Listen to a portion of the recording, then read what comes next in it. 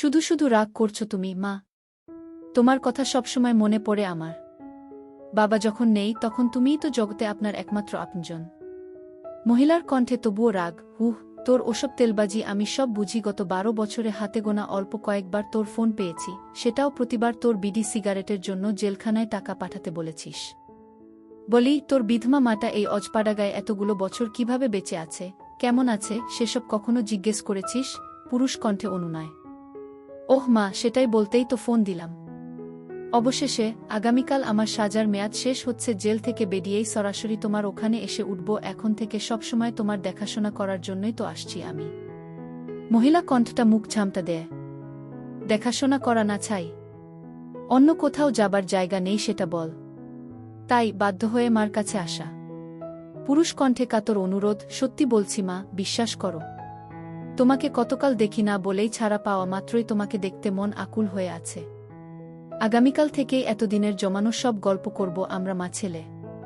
তারপরেও গজগজ চলছেই। ওরে বাবা, খুব পটানো শিখেছিস দেখি মাকে। মায়ের কাছে চাওয়া মাত্র সবসময় টাকা পয়সা পেয়ে যাস বলেই না আমার এত কদর। না হয় সেই কবে খড়গপুর যাবার পরপরই মাকে ভুলে গেছিস, সে আমার জানা আছে। ছেলের কণ্ঠে স্মিত হাসি। আহারে কি যে বলো না তুমি। একমাত্র সন্তান কখনো নিজের মাকে ভুলে যেতে পারে? চোখের আড়াল হলেও তুমি কখনোই আমার মনের আড়াল হওনি। এবার মহিলা কণ্ঠটা খানিকটা আবেগী হয়। আচ্ছা হয়েছে বাবা, হয়েছে। কাল বাড়ি আয়। আমি দুপুরে তোর পছন্দমতো খাবার রেঁধে রাখব নে। ছেলে কণ্ঠে সন্তুষ্টি। ঠিক আছে মা, তাহলে রাখছি। কাল দেখা হচ্ছে। পশ্চিম মেদিনীপুর জেলার খড়গপুর শহরের জেলখানা থেকে ছেলে আকাশ ও গ্রামে থাকা তার মা কাকলির মোবাইল ফোনালাপ শেষ হল। আকাশের পুরো নাম শ্রী আকাশ চন্দ্র ব্যানার্জি। তার বর্তমান বয়স 36 বছর। গত 12 বছর যাবৎ জেল খেটে অবশেষে ছাড়া পাচ্ছে সে। 24 বছর বয়সে খড়গপুর বিশ্ববিদ্যালয়ের পড়াশোনার পাঠ চুকিয়ে শহরের এক বড় মাপের ব্যবসা প্রতিষ্ঠানে চাকরিতে ঢোকার ঠিক 1 মাস পরেই প্রতিষ্ঠানে দুর্নীতির দায়ে জেলে যায় সে। তবে আকাশ আসলে ছিল নিরপরাধ। তাকে ফাঁসানো হয়েছিল ষড়যন্ত্র করে। তার নামে হওয়া অর্থ আত্মসাতের মামলার মূল হোতা তার অফিসের বস, যার বউকে আকাশ চাকরিতে ঢোকার 1 সপ্তাহের মাথায় এক অফিস পার্টিতে গিয়ে বউয়ের সাথে ওই এনজয় করে। প্রতিশোধ হিসেবে তাকে ফাঁসিয়ে দেয় বস। আসলে আকাশ ব্যানার্জির এর বাতিকটা গ্রাম থেকে পড়ালেখার জন্য খড়গপুর এসেই রপ্ত হয়। আজ থেকে 20 বছর আগে মাত্র 16 বছরের কিশোর বয়সেই বাবা মাকে ছেড়ে শহরের কলেজ বিশ্ববিদ্যালয়ে পড়তে আসা ছেলে আকাশ তখন থেকেই তার সহপাঠী বান্ধবী, সিনিয়র জুনিয়র সবাইকে পুটিয়ে এই নিষিদ্ধ অভ্যাস আয়ত্ত করে। মেয়েদের সাথে মিলেমিশে তাদের বিছানায় তুলতে সিদ্ধহস্ত হওয়ায় অফিসে জয়েন করার মাত্র 1 মাসেই বিভিন্ন বয়সের বিভিন্ন গড়নের ছোট থেকে বড় সব বয়সের মহিলা সহকর্মীদের সাথে এসব কাজ করেছে। এমনকি পুরুষ সহকর্মীদের বউদেরও সে রেহাই দিত না। এই অসাধারণ গুণের অধিকারী আকাশকে অল্পদিনেই অফিসের অনেক মানুষ হিংসা করতে শুরু করে। অন্যদিকে শ্রীমতী কাকলি রানী ব্যানার্জি বা কাকলি নামে পরিচিত আকাশের মায়ের বর্তমান বয়স 56 বছর। পশ্চিম মেদিনীপুর জেলারই ঘাটাল লোকসভার অন্তর্গত বাসুদেবপুর গ্রামে থাকে। আজ থেকে 16 বছর আগে গ্রামের মুদি দোকানি কাকলির স্বামী বা আকাশের বাবার রোড দুর্ঘটনায় অকাল মৃত্যুর সময় কাকলির বয়স তখন 40 বছর। তাদের একমাত্র ছেলে আকাশের তখন খড়গপুর বিশ্ববিদ্যালয়ে পরীক্ষা চলছিল বলে সে গ্রামে বাবার অন্তিম সৎকারে আসতে পারেনি। বাবার মৃত্যুর সময় আকাশের বয়স ছিল 20 বছর মাত্র। তখন থেকেই বিধবা কাকলি একাই ঘর সংসারের সব কাজ সামলানোর পাশাপাশি আজ উপার্জনের একমাত্র সম্বল মুদি দোকানটিও একাই চালাত। কর্মঠ সংসারী নারী কাকলির দোকানের সামান্য আয় বাঁচিয়ে ছেলের শহরে পড়ালেখার সমস্ত খরচ মিটিয়েছে। এমনকি জেলে যাবার আগে ছেলের মামলা মোকদ্দমার ব্যয়, তার গত 12 বছরের কয়েদি হিসেবে থাকার সিগারেট চায়ের খরচ সবই কাকলি পাঠিয়েছে গ্রাম থেকে। ছেলেটা বিধবা কাকলি জগত সংসারে একমাত্র আপনজন। তাই ছেলের জন্য ভালোবাসার অন্ত নেই তার। কিন্তু কাকলির চাপা অভিমান, আকাশ সেভাবে কখনোই তার মায়ের পরিশ্রম বা ভালোবাসার মূল্য দেয়নি ঠিকমতো। এমনকি বাবার মৃত্যুর পর জেলে যাবার আগের 24 বছর বিধবা মাকে দেখতে গ্রামে পর্যন্ত আসে নাই সে। কাকলি ছেলেকে আসার কথা বললেই পরীক্ষা পড়াশোনার অজুহাতে এড়িয়ে যেত ছেলে। আসলে শহুরে মেয়ে বা নারীদের পেয়ে মাকে সময় দেওয়ার কথা মাথায় আসত না তার। স্বামীর মৃত্যুর পর গত 16 বছর বাসুদেবপুর গ্রামের নিভৃত কোণে একাই কাটিয়েছে মা কাকলি। এমন পরিস্থিতিতে পরদিন জেল থেকে ছাড়া পেয়ে তাই সরাসরি মেদিনীপুরের নিজ গ্রামে মায়ের কাছে ফিরে আসে ছেলে। ঘরের ছেলে এতগুলো বছর পর অবশেষে ঘরে ফিরল কিশোর পেরিয়ে। তরুণ পেরিয়ে সে এখন ৩৬ বছরের হাট্টা-কাট্টা মরদ। গ্রামের বাড়িতে পৌঁছতেই দেখে মা সদর দরজায় তাকে অভ্যর্থনা জানাতে দাঁড়িয়ে আছে। নিচু হয়ে মা কাকলিকে পা ছুঁয়ে প্রণাম করে আকাশ। আদরের ছেলেকে তৎক্ষণাৎ বুকে টেনে নিল মা। কান্না ভেজা আবেগী সুরে বলে, অবশেষে তুই এসেছিস বাপ। আমরা মাটাকে রেখে বিদেশ বিভুয়ে কতই না কষ্ট করলি। এতদিন পর বিধবা মাকে মনে পড়ল তোর? মাকে ধরে, আহারে কি যে বলো তুমি মা। নিজের একমাত্র পরিবারকে কোনো ছেলে ভুলতে পারে? ওসব শহর বিদেশের সবকিছু ছেড়ে ছুড়ে একেবারেই চলে এলাম, তবে এখন থেকে ছেলে হয়ে মায়ের সেবা করাই আমার একমাত্র কর্তব্য। বলিস কি রে, তোর মতো খড়গপুর বিশ্ববিদ্যালয় পড়া ছেলে গ্রামে কি করবি? তোর পছন্দমতো চাকরি কি এই অজপাড়া গায়ে হবে কোনো দিন? শহরে ছাড়া তোর উপযুক্ত কাজ কোথায় এই বাসুদেবপুর গ্রামে? শহরে আর ফিরছি না আমি মা। শহরের মানুষজন বড়ই কুটিল, দুর্জন, ষড়যন্ত্রকারী। দেখলে না, গত ১২ বছর বিনা দোষে জেল খাটতে হল। আসামি পরিচয় এমনিতেও শহরে আর কোনো চাকরি জুটবে না ভাগ্যে। এই গ্রামেই একটা কিছু করে নিব মা, তুমি চিন্তা কর না। সে বুঝলাম তোর খড়গপুর ফেরার পথ নেই, কিন্তু গ্রামে চাকরি না পেলে হতাশ হয়ে মাকে ছেড়ে আবার কলকাতা চলে যাবি না তো? একেবারেই নয় মা। কলকাতা তো কোনো দূরের কথা, এই গ্রামের বাইরে আর কখনো কোনো দিন পা পড়বে না মোর। এই তোমায় গা ছুঁয়ে কথা দিলাম। দেখিস কিছুদিন পর শহরের টানে আবার মতো বদলাবি না তো। তোর ভরসা নেই, শহুরে ছেলের কি আর এতদিন পর গ্রামের জীবন পছন্দ হবে? বিলক্ষণ পছন্দ হবে মা। এই গ্রামে আমার নাড়িপোতা। কিছুদিন এই গ্রামের জীবনে খাপ খাইয়ে নিতে পারব।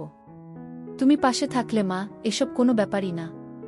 কোনো কাজ না পেলে না হয় বাবার রেখে যাওয়া মুদি দোকানের কাজই হাত দেব। মা যেন হতবাক, বলিস কি রে, বিশ্ববিদ্যালয় পাশ ছেলে গ্রামের মুদি দোকানি করবি? মাথা ঠিক আছে তোর, নাকি সহজ সরল মাকে ঢপ মারছিস তুই? হাহা, মোটেও গুল বা মিথ্যে নয় মা। বিশ্ববিদ্যালয় পাশ ছেলেরা এখনকার যুগে কতই না পৈতৃক ব্যবসার কাজ করছে ইদানিং, তুমি জানো না বুঝি? আরও বড় কথা, তোমার বয়স হয়েছে। এমনিতেও এই মুদি দোকান চালানোর পরিশ্রম তোমার শরীরে আর পোষাবে না। আমি যখন এসেছি, মুদি দোকানটা আমিই সামলে নিব না হয়। তুমি কেবল ঘর সংসারের গেরস্তি কাজ করবেক্ষণ। মায়ের শরীরের কথা উঠায় আলিঙ্গন ছেড়ে গ্রাম্য নারী মাকে এত বছর বাদে ভালো করে দেখতে নজর বুলালো আকাশ। তার মা শ্রীমতী কাকলি রানী ব্যানার্জির গায়ের রং বাঙালি নারীর মতো শ্যামলা, ফর্সাও নয় আবার কালোও নয়। মায়ের হাইট বাঙালি নারীদের মতোই, বেশি লম্বা নয়, ছোটখাট গড়নের। বয়সের কারণে ওজন আগের থেকে বেড়েছে। খুবই লোভনীয়, আকর্ষণীয় হওয়ায় বিধবা মার পেছনে গ্রামের সব ছেলেবুড়োর নজর থাকে সর্বক্ষণ। বিধবা হবার জন্য চিরায়ত বাঙালি গ্রামীণ নারীর মতোই সাদা শাড়ির সাথে সাদা ব্লাউজ পরে। একরাশ চুল মাথায় খোপা করা তার। বিধবা হিসেবে মাথায় কোনো সিঁদুর টিপ দেয়া নেই, হাতে কেবল দুটো করে, দুহাতে 4টে সাদা কাঁসার বালাচুড়ি পরে সে ব্যাস। গলায় নাকে কানে কোনো অলংকার নেই। কোনো ধরনের প্রসাধনী বা স্নো পাউডার মাখার বালাই নেই। মোটা মোটা লিপস্টিকবিহীন ঠোঁটগুলো হালকা গোলাপি রঙের। একেবারে সাদামাটা খেটে খাওয়া বাঙালি নারী কাকলি ছেলে আকাশ তার দিকে তাকিয়ে ড্যাব ড্যাব চোখে তাকে গিলছে দেখে প্রথমে বেশ লজ্জা পায় বিধবা নারী কাকলি। স্বামী মৃত্যুর এতগুলো বছর পর তারই বাড়ির উঠোনে দাঁড়িয়ে তাকে জরিপ করছে বাড়ির কোনো পুরুষ, যেই পুরুষ আর কেউ নয় বরং তার পেটের সন্তান। বিষয়টা কেমন যেন অন্যরকম অনুভূতির শিহরণ জাগাল তার। অনির্বচনীয় একটা কিছুর উদ্রেক হল তার দেহমনে। কিছুক্ষণ পর কাকলি সামলে উঠে চোখ মেলে সামনে দাঁড়ান একমাত্র ছেলেকে দেখতে লাগল। ভীষণ অবাক হয় ছেলেকে দেখে সে। বাব্বাহ, বাবা গো বাবা, সেই 16 বছরের কিশোর ছেলেটি আর নেই। আকাশ দিব্যি মর্দের মতো দামড়াচমড়া গড়নের পুরুষ দেহের যুবকদের মতো দেখতে হয়েছি দেখি, মনে মনে ভাবে কাকলি। আকাশ দেখতে একেবারে আর 10টা বাঙালি শহুরে ছেলের মতোই। জেল খেটে রোদে পুড়ে কিছুটা তামাটে মুখমণ্ডল, ক্লিনশেভ করা চৌকোনা আকৃতির পুরুষালী মুখ। একসময় পেটানো স্বাস্থ্যের হলেও জেল খেটে ও বয়সের জন্য বেশ নাদুস দেহ। পেটে হালকা ভুডিও আছে আকাশের। শহুরে কেতায় ফুল প্যান্ট ও ফুলহাতা শার্ট, কোমরে বেল্ট দিয়ে গুজে পড়া ছেলের কাঁধে একটা ব্যাগে জেল থেকে পাওয়া সব কাপড়চোপ। সব মিলিয়ে গত 16 বছর আগে স্বামীর মৃত্যুর আগে সর্বশেষ দেখা অল্পবয়সী ছেলের সাথে এই যুবক ছেলের বিস্তর পার্থক্য উপলব্ধি করে কাকলি। শহুরে বিভীষিকায় পোট খাওয়া এই ছেলে এখন আর সেই ছোট্টটি নেই। মা তাকে হা করে দেখছে দেখে মুচকি হাসে আকাশ। হাসতে হাসতেই বলে, কি দেখছো তো মা? তোমার ছেলেকে এতদিন বাদে দেখে পছন্দ হয়নি বুঝি? কয়েদিদের মতো বিশ্রী হয়েছি বুঝি দেখতে? যাহ, কি যে আজেবাজে বলিস তুই। তুই কয়েদিদের মতো জঘন্য দেখতে নয় মোটেও, বরং উল্টো। কি সুন্দর সুপুরুষ দেখতে হয়েছিস, একেবারে খাঁটি বাঙালি নায়ক। চ্যানেলের নাটকে দিব্যি নায়কের রোল দেয়া যাবে তোকে। বাহ, তা বেশ তো। এই বেলা আমিও বলে নেই, তুমিও কিন্তু দেখতে বেশ সুন্দরী হয়েছ মা। এই এতগুলো বছর বাদে তোমাকে দেখে খুব ভালো লাগছে আমার। মা ঈষৎ লজ্জা পায়। যাহ, তোর বাপ মরার পর তো কেবল বুড়ি হচ্ছি আমি, সুন্দরী না ছাই। আমাকে দেখবেই বা কে, যত্নই বা নিবে কে? তাই এই ৫৬ বছরে আরও বেশি বুড়িয়ে গেছি রে বাপজান। না না, কখনো না। কে বলেছে তোমাকে যে তুমি বুড়িয়ে গেছ? একেবারে বাজে কথা। তুমি তো বুড়ি হওনি মোটেও, বরং বয়স বেড়ে আরও পরিণত নারীর সৌন্দর্য এসেছে তোমার দেহে। কেউ বলবে না গো তোমার বয়স ৫৬ বছর মা। তোমাকে দিব্যি ৪০ বছরের বৌদি হিসেবে নাটকে চালানো যাবে বইকি। মা যেন আরও বেশি লজ্জা পায়। যাহ ভাগ, আবারও ঢপ ছাড়ছিস তুই। যা, আর কথা না বাড়িয়ে খেয়ে নে। বেলা গড়িয়ে দুপুর। গোসল করে লুঙ্গি পরে খেতে আয়। আমি নিজে সব রেঁধেছি তোর জন্য। মার কথায় বাসায় ঢুকে জেলখাটা ছেলে। মায়ের আদরে গ্রামের জীবনে এবার অভ্যস্ত হবার পালা আকাশের। কাকলির বাসাটা পাকা বাড়ি হলেও দোতলা ঠিক নয়, দোতলার অর্ধেকটা করা আছে, বাকি অর্ধেকটা খোলা ছাদ। একতলায় বড় একটা মুদি দোকান। চাল ডাল তেল থেকে শুরু করে সাবান, লোশন, বিস্কুট সবই পাওয়া যায় দোকানে। একতলার পেছনে রান্নাঘর ও পানি উঠানো টিউবওয়েল। বাড়ির পেছন দিয়ে সিঁড়ি গেছে দোতলায়। দোতলার অর্ধেকটা নিয়ে কেবল একটা বড় ঘর, যেখানে কাকলি রানী থাকে, ঘরের সাথে লাগোয়া একটা গোসলখানা। ঘরে ডাবল বেডের খাটটা সেই আকাশের বাবা থাকতে কেনা। দোতলার বাকি পুরোটাই খোলা, আলকাতরা মাখা সিমেন্টের ছাদ। পুরো বাড়িতে একটাই ঘর বলে আকাশের শোয়ার বন্দোবস্ত হয় দোতলায় মার ঘরের সামনের খোলা ছাদে। সিঙ্গেল চৌকি পেতে তাতে রাতে ঘুমোবে আকাশ। বাথরুম হিসেবে মার ঘরের কমন বাথরুম ব্যবহার করবে। পুরো দেড়তলা বাড়িতে মানুষ বলতে কেবল মা ছেলে। ঘরের সব কাজ কাকলি একাই করে বলে কোনো ছুটা বা বান্দা চাকরানি বা বুয়া নেই। এভাবে পৈতৃক নিবাসে মার হাতের সুস্বাদু রান্না খেয়ে বেশ সময় কেটে যাচ্ছিল আকাশের। ১ মাস পর সে বোঝে গ্রামে তার মতো শিক্ষিত ছেলের উপযুক্ত কোনো চাকরি বাকরি নেই। হয় কৃষিকাজ, নয়তো বাবার দেয়া দোকানদারি, এই দুটোর একটা করতে হবে তাকে। এছাড়া প্যান্ট শার্ট ছেড়ে গ্রামের গরম আবহাওয়ায় খালি গায়ে লুঙ্গি পরতে পরিবর্তিত আকাশের কাছে গ্রামের জীবনটা কিছুদিন পরেই খুব নিরানন্দ, উৎসব বিমুখ, পানসে লাগতে থাকে, ঘেমি কাটাতে, ফোনে তার পুরনো সব শহুরে বান্ধবীদের সাথে কথা বলে সময় কাটাতে থাকে সে। তাদের সাথে সে উত্তেজিত বাক্যালাপ চালা। সেই যে জেলে যাবার আগে, শেষ কবে ১২ বছর আগে ওসব কাজ করেছে আকাশ, তারপর থেকে আজ অবধি হাত দিয়েই কাজ চলছে তার। আসলে সত্যি বলতে কি, জেলখানার কয়েদি হিসেবে গত ১২ বছরের শারীরিক বা মানসিক কষ্টের চেয়ে নারীদের সাথে এনজয় করতে না পারার কষ্টটাই জেলে বেশি অনুভব করেছিল আকাশ। মায়ের গ্রামের বাড়ি এসেও এনজয় করার অনুপস্থিতি অসহনীয় লাগতে থাকে তার। গ্রামের অন্যান্য নারীছুড়িরা জেলখাটা আসামি হিসেবে ভয় পেয়ে তার সাথে মিশে না কেউ। বিবাহের বয়সী ৩৬ বছরের জোয়ান ছেলের সাথে গ্রামের কোনো নারী কথা বলার সাহস করে না, ওসব তো পরের কথা। তাই রোজ রাতে খেয়ে দেয়ে মা ঘুমনের পর খোলা ছাদে বিছানো নিজ চৌকিতে শুয়ে মোবাইলে ছাইপাস দেখে দিন কাটছিল আকাশের।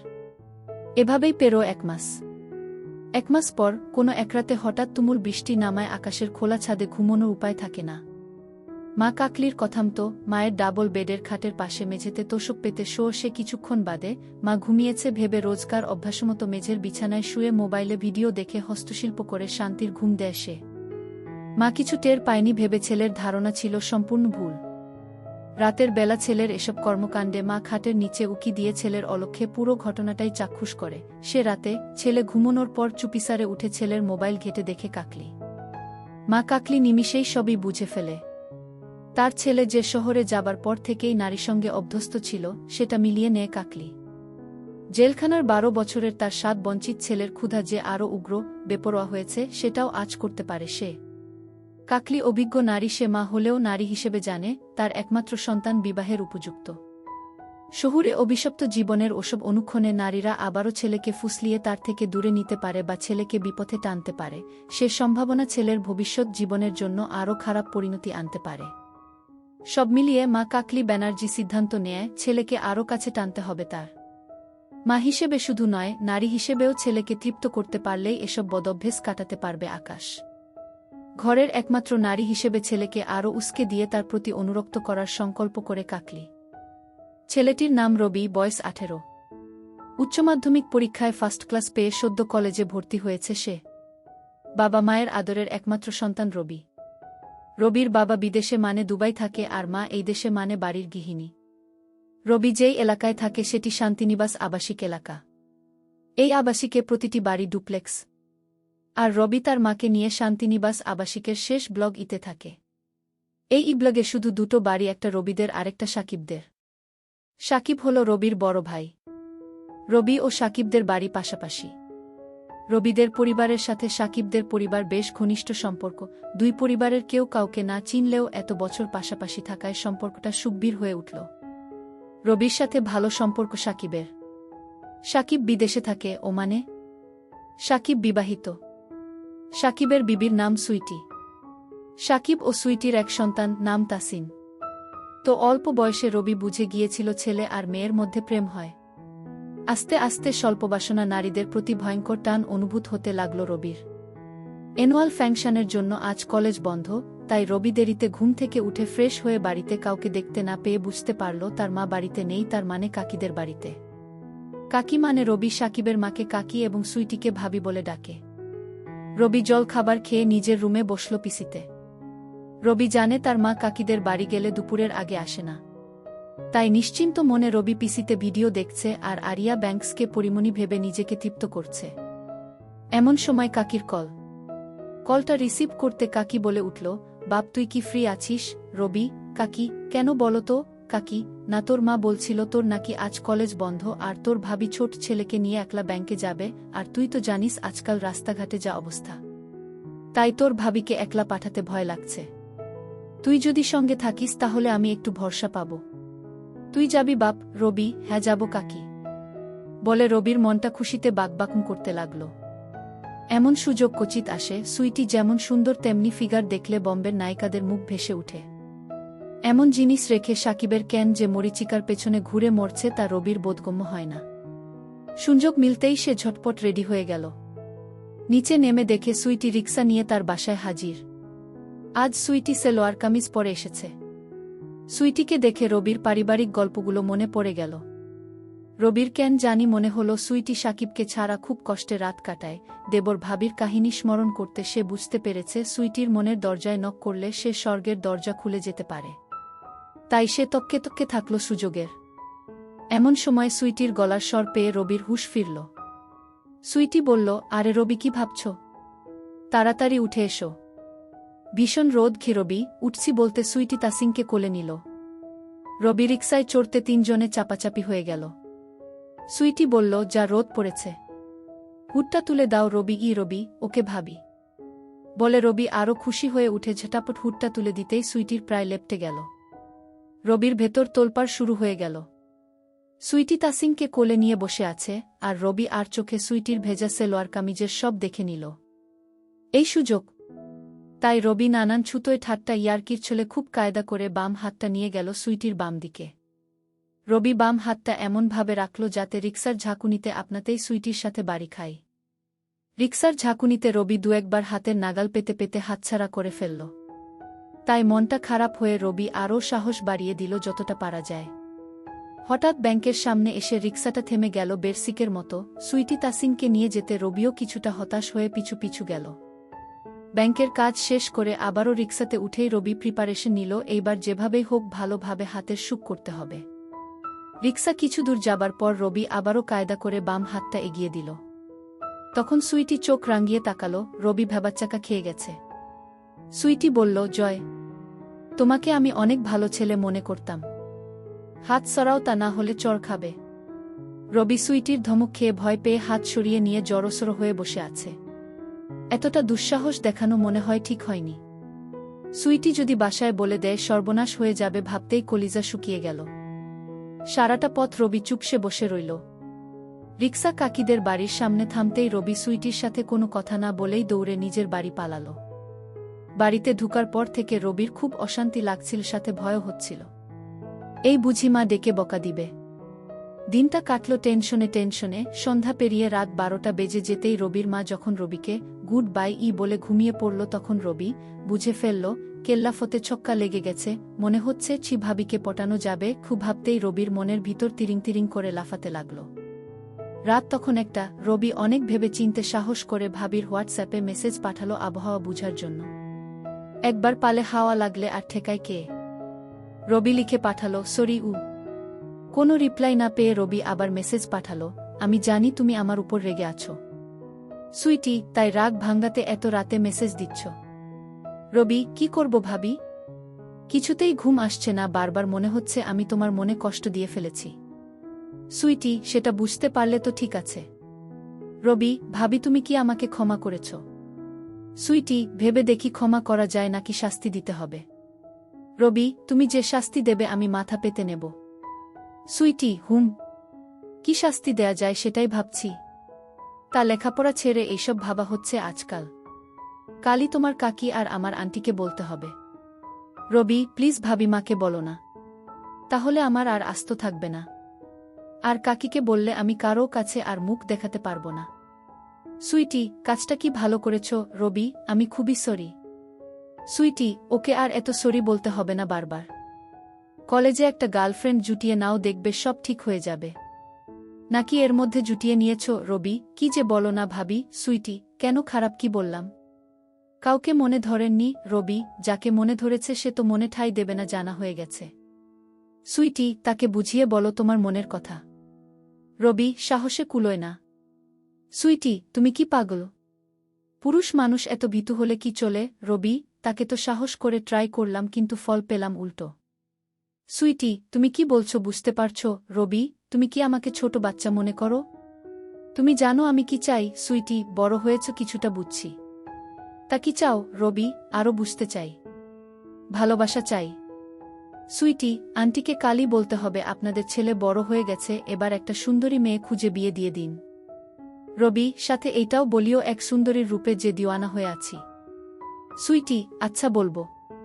তা সেই মানুষটা কে? রবি, চোখে আঙ্গুল তুলে যদি দেখিয়ে দিতে হয় তাহলে কি হবে? তুমি নিজেই খুঁজে নাও।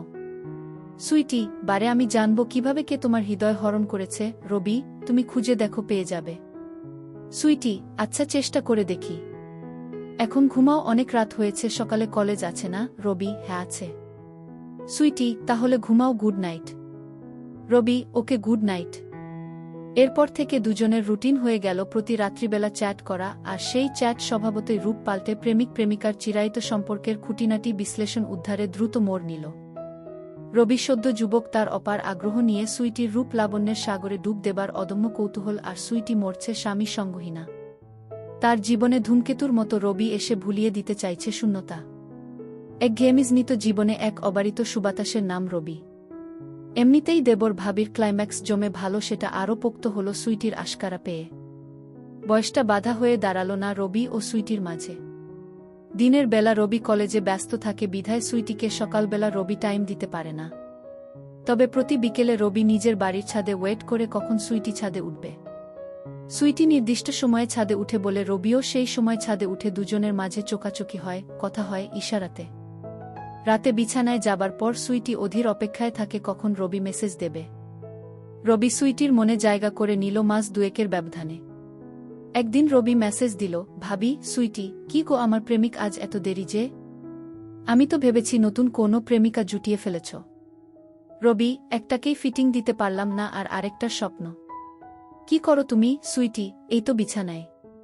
রবি, তাসিন কি ঘুমিয়েছে? সুইটি, না। ঘুমিয়ে পড়বে কেন? রবি, না, এমনি জানতে চাইলাম। সুইটি, ও, আমি আরও ভাবলাম কি না কি। রবি, কি ভেবেছ শুনি? সুইটি, কত কিছু তো ভাবি, এত শুনে কাজ নেই। রবি, তুমিও দেখি আমার মতো। সুইটি, কিরকম? রবি, আমিও কত কিছু ভাবি তোমাকে নিয়ে। সুইটি, বাব্বাহ, তা কি ভাবো বলতো? রবি, সেটা বলতে হলে কাছাকাছি আসতে হবে। সুইটি, কাছাকাছি? কতটা কাছাকাছি? রবি, এই ধরো তোমার বিছানায়। সুইটি, ইসরে, বিছানায় পাবার এত শখ? কোমরের জোর আছে তো? রবি, সেটা পরীক্ষা করে দেখে নাও। সুইটি, দেখে তো মনে হয় কাঠমন্ত্রী। রবি, উপরটা দেখেই বুঝে গেলে সব। সুইটি, ধারণা তো করতে পারি। রবি, চাইলে দেখিয়ে দেব। তোমার পছন্দ হবে।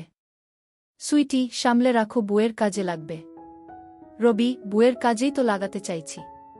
শুধু শুধু রোজ রোজ নষ্ট হচ্ছে। সুইটি, কি নষ্ট হচ্ছে? রবি, তোমার সম্পদ। সুইটি, অসভ্য। আমার সম্পদ হলো কিভাবে? রবি, তুমি গ্রহণ করলেই তো তোমার সম্পদ। সুইটি, তুমি আস্ত একটা ইচড়ে পাকা। রবি, না, এখনো পাকিনি। তোমার পানি খাওয়ার পর পাকব। সুইটি, দাঁড়াও, পাকাচ্ছি তোমাকে।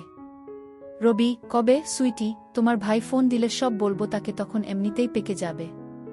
রবি, হ্যাঁ বলিও। সাকিব ভাইও বুঝবে তোমার শূন্যতা পূরণের চেষ্টা করছি। সুইটি, কিসের শূন্যতা? রবি, ভেতরে বাহিরে, উপরে নিচে।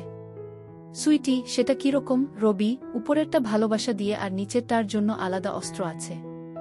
সুইটি, তোমার ভাই যদি জানতে পারে যে অস্ত্র দিয়ে তার বুকে ঘায়েল করার চেষ্টা করছে, তাহলে সেটা কেটে ফেলবে। রবি, কাটলে কাটুক, শুধু তুমি সেটা যত্ন করে রেখে দিও জায়গা মতো। সুইটি, হুম। রাখার মতো জিনিস হলে, আর ফেলে দেবার মতো না হলে ভেবে দেখব। রবি, আর সাকিব ভাই কি ওখানে বসে বুড়ো আঙ্গুল খাচ্ছে নাকি? সুইটি, মানে? রবি, ভাবি তুমিও না কিছু বুঝো না। সব কি ভেঙ্গে বলতে হয়? সুইটি, আরে কি বলছো, তার আগামাথা কিছুই তো বুঝি না। রবি, মিডল ইস্ট দেশের মতো জায়গায়, যেখানে সুন্দরী সুন্দরী মেয়ে সহজলভ্য, সেখানে সাকিব ভাই কি বসে বসে মশা মারে নাকি? সুইটি, কি যা তা বলছো, তোমার ভাই এমন না। আমি চিনি তাকে। রবি, ভাবি জানি সাকিব ভাই এমন না, কিন্তু চামড়ার স্বাদ পাওয়া মানুষ কি আর তাছাড়া থাকতে পারবে বলো? এই চাহিদার কাছে কত মুনিলসি সামলাতে পারল না, আর তুমি ভাইয়াকে। সুইটি, তুমি আমাকে পটানোর জন্য তোমার ভাইয়ের বদনাম করছো। রবি, ভাবি তুমি যেমন ভাবছো বিষয়টা তেমন না। আমি শুধু বাস্তবতাটা তোমাকে বলছি, তুমি নিজেকে নিজে প্রশ্ন করে উত্তর খুঁজে নিও। তুমি কি ভাবো হাতের নাগালে পরীর মতো সাদা মেয়েরা পেয়েও সাকিব ভাই ফিরেও তাকাবে না, বসে বসে মশা মারবে? সুইটি, কি জানি বাবা, তোমাদের পুরুষ মানুষদের বুঝা বড় কঠিন। বাদ দাও তো। রবি এই দুমাসে সুইটিকে পুরো নিজের করে নিল। রবির এলেম আছে। বিধর্মী সুন্দরী এক বাচ্চার মাকে কিভাবে পুটিয়ে নিল, একেই বলে পুরুষ মানুষ। আর সুইটির মতো এমন কাউকে কে নাইবা পটাতে চাইবে? রবি, ওকে কল দিই। সুইটি, না না। রবি, কেন? সুইটি, তোমার কাকি এখনো জাগা। রবি, ওহ, তোমার সাথে কথা বলতে খুব ইচ্ছে করছে। সুইটি, তোমার তো কত কিছুই ইচ্ছে করে, তার সব কি আর মেটাতে পারবো? রবি, কেন পারবে না? ইশারাই কাফি। সুইটি, তুমি সারাক্ষণ এইসব চিন্তা করো। রবি, কি করব, তুমিই তো আমার চিন্তা চেতনায় সবসময় বিরাজ করো। তোমাকে ছাড়া আর কাউকে ভাবি না। সুইটি, লাল টুকটুকে একটা বউ পেলে সব ভুলে যাবে। রবি, তুমিই আমার লাল টুকটুকে বউ। উপরে সাদা, ভেতরে লাল। সুইটি, তুমি দিন দিন ভীষণ পাজি হয়ে যাচ্ছ। রবি, যা সত্যি তাই বললাম। সুইটি, হয়েছে হয়েছে, এখন ঘুমাও। রবি, ঘুম আসলে ঘুমিয়ে যাব, তোমাকে বলতে হবে না। সুইটি, তুমি আমাকে এত পাগল বানাও কেন? খুব লোভ হয়। রবি, আমি তোমার জন্য পাগল, তাই কাল বিকেলে ছাদ দিয়ে তোমাদের রুমে আসব। সুইটি, এই না না। রবি, না কেন? সুইটি, কেউ দেখলে কি হবে ভেবেছ? রবি, দূর, কেউ দেখবে না। তুমি শুধু ছাদের দরজা খোলা রেখো, আর কাকি তাসিংকে নিয়ে নিচে এলে একটা মিসকল দিও, আমি চলে আসব। আর কাকি তো সিঁড়ি বেয়ে উপরে উঠতে পারে না। তুমি ফালতু চিন্তা করো না, আমি ঠিক সামলে নেব। সুইটি, আমার ভয় করে। রবি, কিসের ভয়? সুইটি, তোমার কাকি জানলে সর্বনাশ হয়ে যাবে। আমার সংসারের কি হবে ভেবেছ? তোমরা পুরুষ মানুষ, তোমাদের তো 7 গুণ মাফ। আমরা মেয়েদের কত কিছু হিসেব করে চলতে হয়। একবার দাগ লাগলে মরা ছাড়া গতি নেই। রবি, দূর ভাবি, তুমি অয়থাই ভাবছ। সুইটি, এখন ঘুমাও, কত রাত হয়েছে খেয়াল করেছ? সকালে তাসিনের স্কুল আছে, আমারও ঘুম পাচ্ছে। রবি, ওকে, মনে থাকে যেন কাল দুপুরে। সুইটি, তুমি কি সত্যি সত্যি আসবে? রবি, কেন?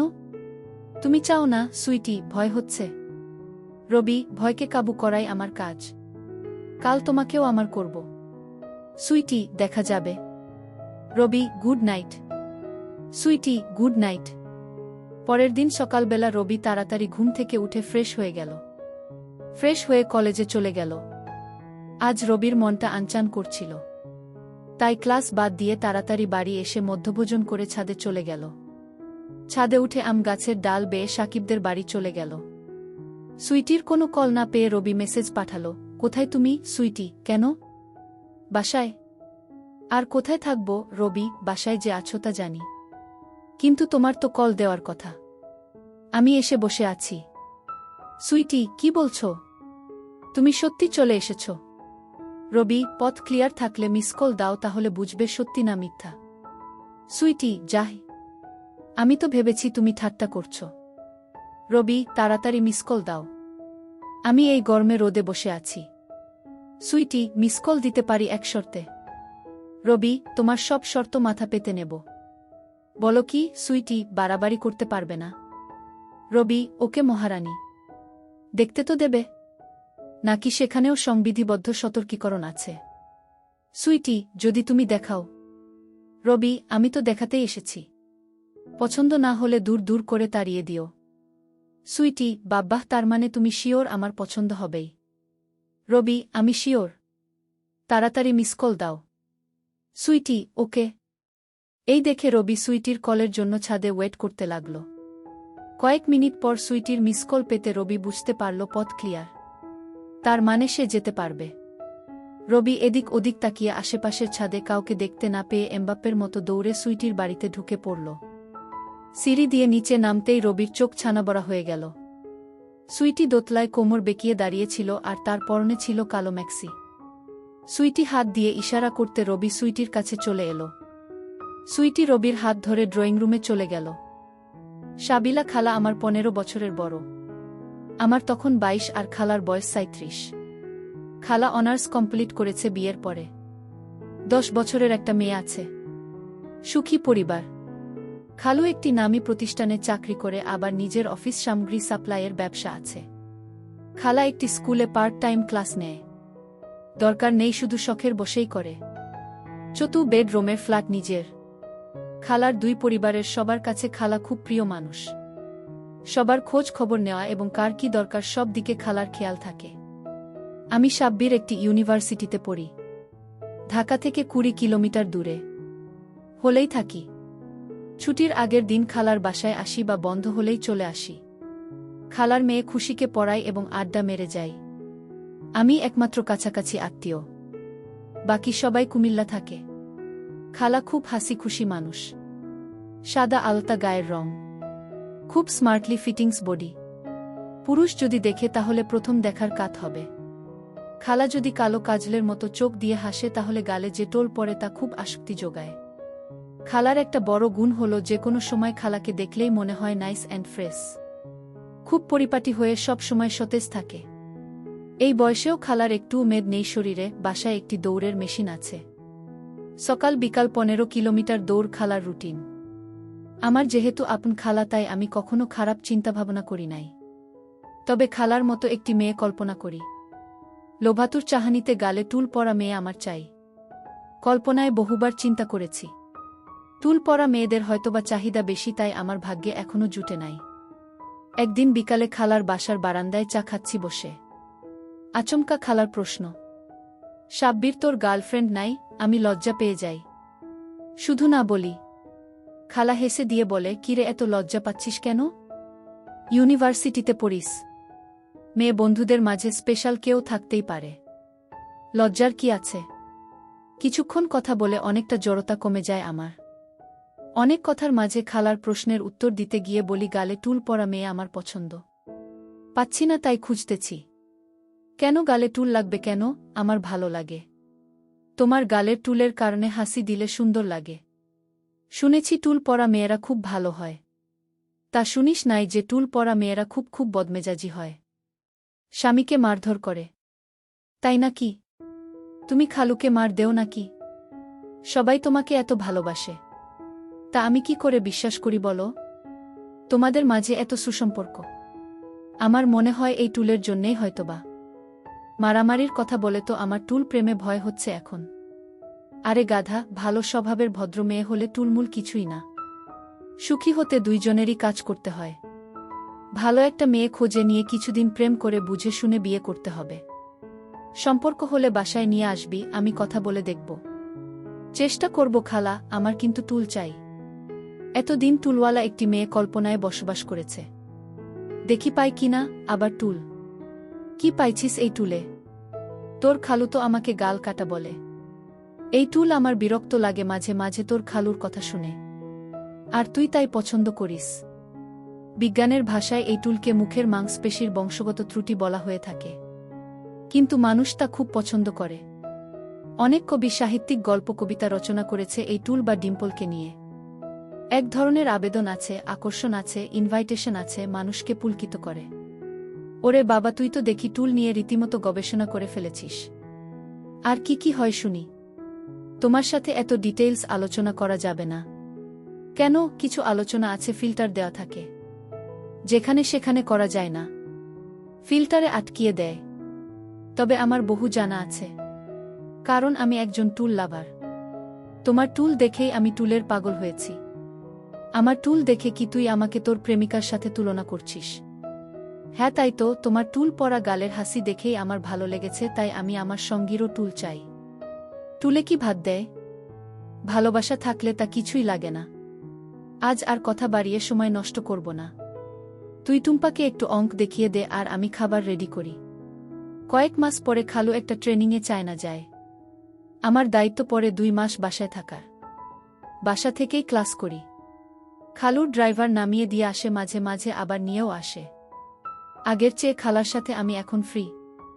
অশ্লীল কথা ছাড়া সব কথাই আমরা বলি। আমি লক্ষ্য করেছি খালার টুল নিয়ে প্রশংসা শুনতে খুব ভালো লাগে। আমি একদিন কথা বলতে বলতে গিয়ে বলি, দৈহিক চাহিদার অনেকটাই নির্ভর করে সঙ্গিনীর এক্সপ্রেশনের উপর, আর আমি মনে করি টুল আমার সেটা পূরণ করবে।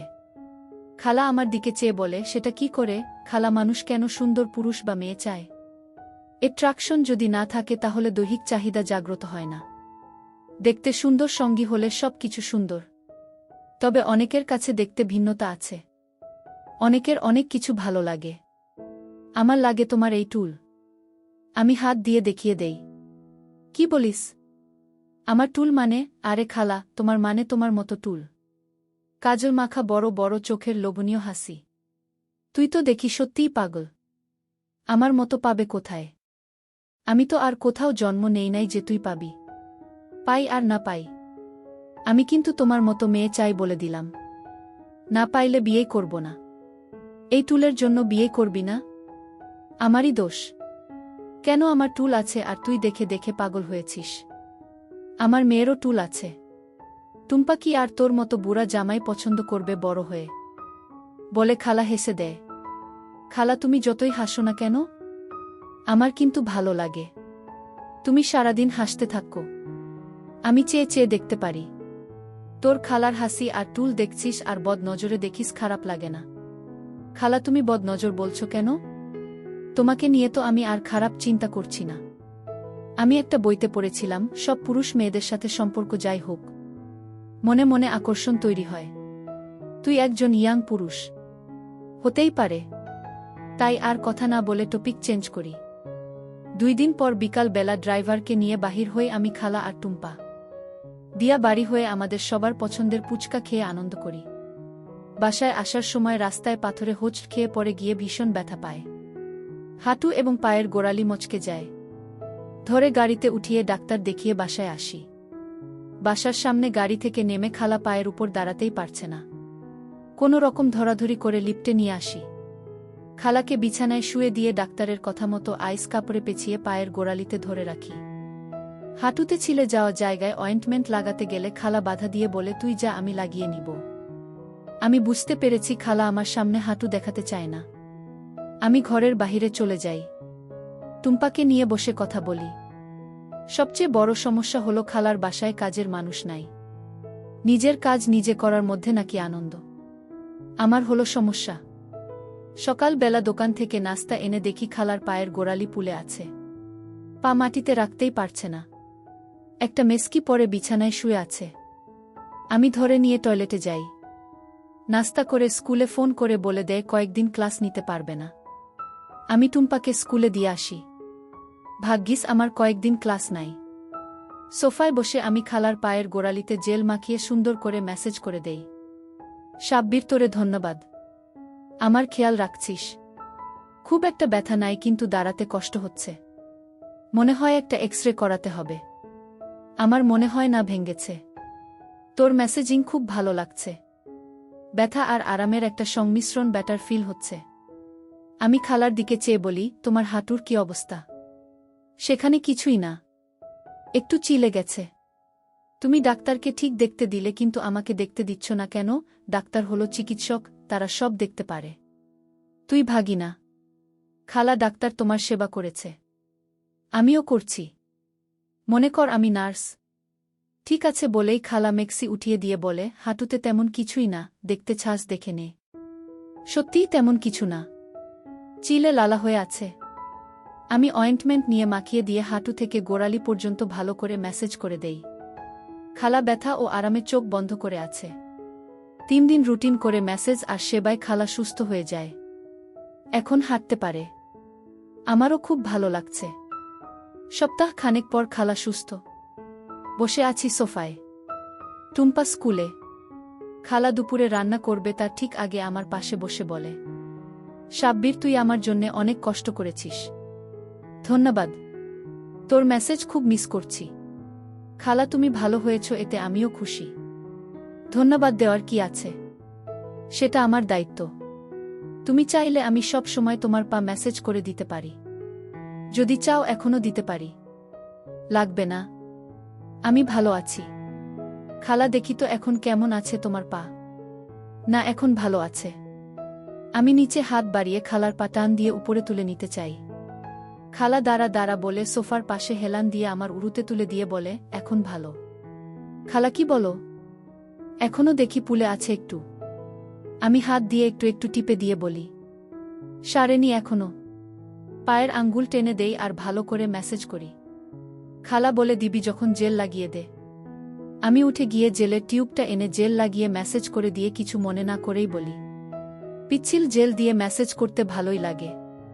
খালা আর চোখে আমার দিকে চেয়ে বলে, তাই? তোরে বিয়ে দিলে বুয়ের শরীরে পিচ্ছিল জেল দিয়ে মেসেজ করিস?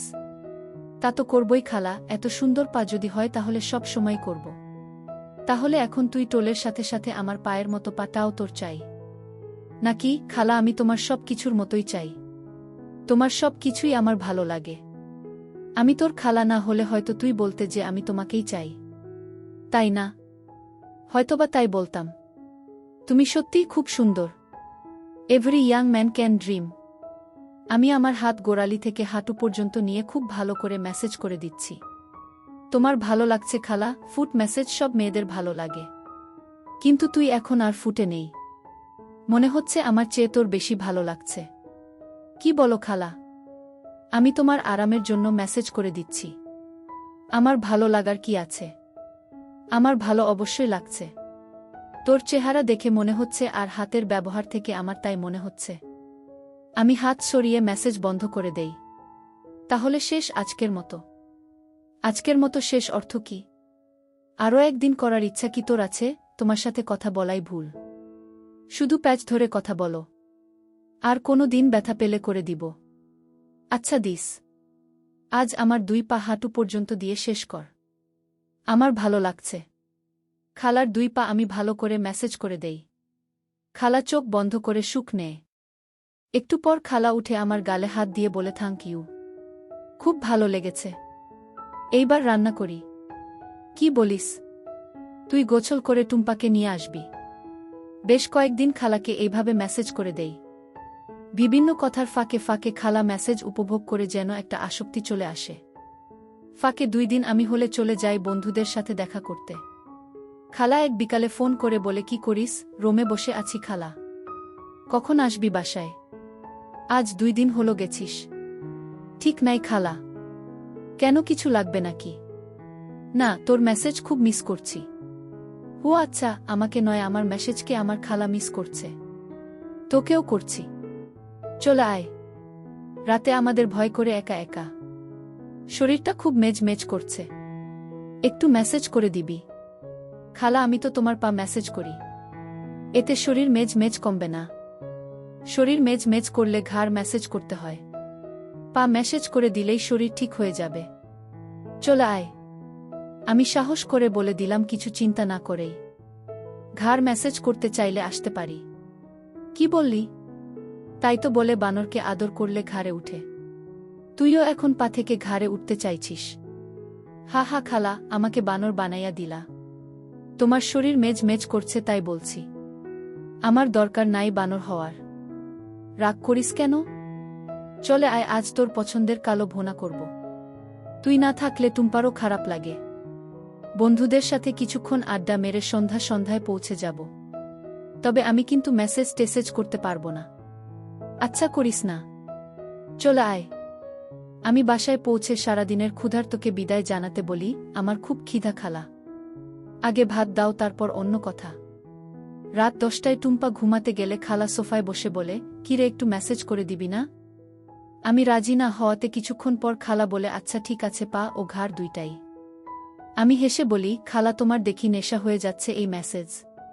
খালুর কি এত সময় আছে প্রতিদিন করে দিবে? ও এইসব পছন্দ করে না, প্রচুর ব্যস্ত থাকে। তুই দিবি, অসুবিধা কি? আমি কি আর সব সময় থাকব? ঠিক আছে আস বলে খালার পা আমার উরুর উপরে তুলে মেসেজ করি। জেল শেষ তাই খালা বলে নারিকেল তৈল আছে তাই দিয়ে।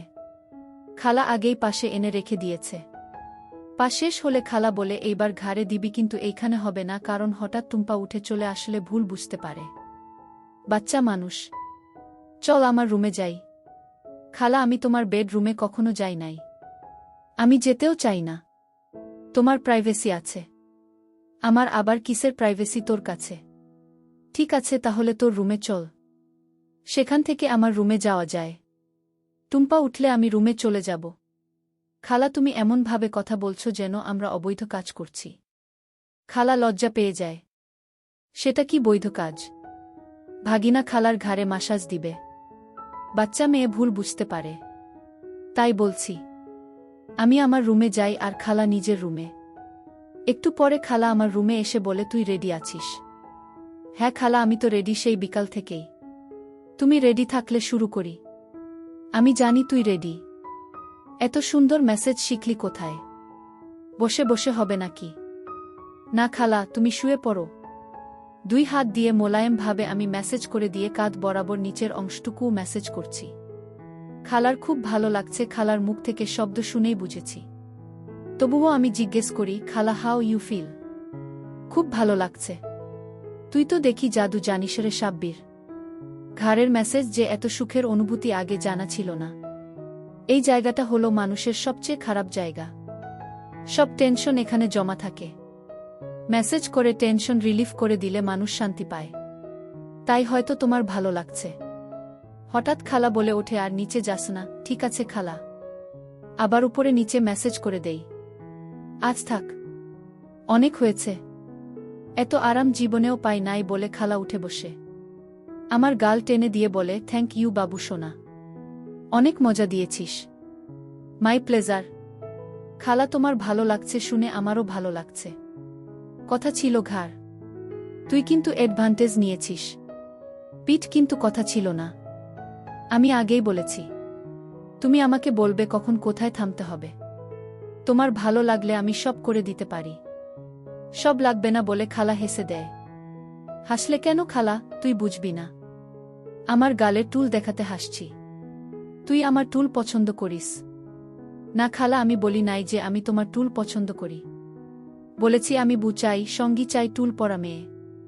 যতই দিন খুঁজে না পাস ততদিন আমাকে দিয়ে চালিয়ে নে। খালার কথা শুনে আমি তো আনন্দে আত্মহারা। আমি তো এই সুযোগের অপেক্ষায় ছিলাম।